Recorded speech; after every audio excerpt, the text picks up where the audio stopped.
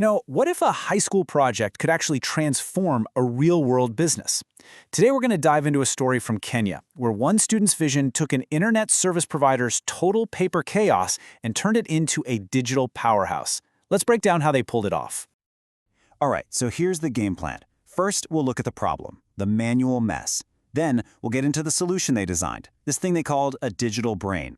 We'll see how that brain turned raw data into smart decisions, check out the real-world impact, and then zoom out to see why this is so much more than just a school project. So, let's set the scene. You've got Azani ISP, a company with a really great mission. They're bringing internet to schools all across Kenya. But, and it's a big but, behind the scenes, their own processes were completely stuck in the past. And really, it all boiled down to this one question. Because as the company got more successful and signed up more schools, their old-school manual systems, we're talking physical files, scattered records, they just started crumbling under the weight of it all. Their growth was actually becoming a huge operational headache. I mean, just imagine the daily reality for the staff. You need a school's phone number? Good luck digging through a messy filing cabinet. Trying to figure out who paid? You're staring at handwritten ledgers that don't add up. Subscriptions were getting missed all the time, which means money was just walking out the door. And get this, tech support tickets were tracked in a physical logbook. It was a total recipe for inefficiency and, you guessed it, unhappy customers. So, and this is the crucial point, they didn't just need a better spreadsheet. No way. They needed a completely new way of working. What they needed was a central nervous system for the entire business. They needed a digital brain.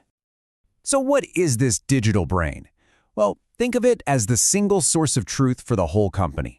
Every single piece of information, whether it's about a school, a subscription, a payment, a support ticket, it all lives in one connected place, where everyone who needs it can get to it. And what's so smart about this is how simple the design was.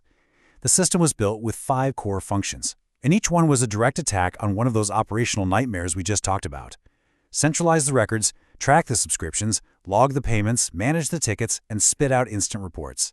This wasn't just a new tool, it was a blueprint for bringing order to the chaos. Okay, so that's the blueprint. But what does this digital brain actually look like in practice? Let's zoom in on one super critical task, managing subscription renewals.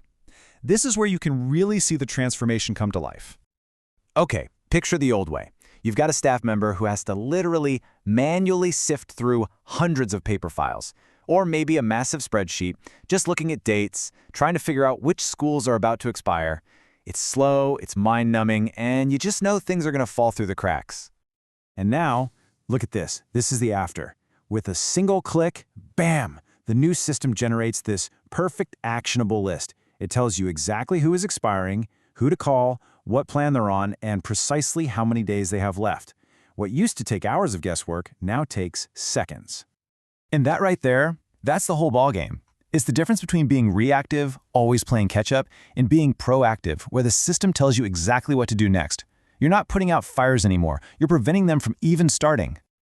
So we've seen how it works, but what was the real payoff? What did all this efficiency and automation actually mean for Azani ISP, for the people working there, and for their customers? Let's get into the results.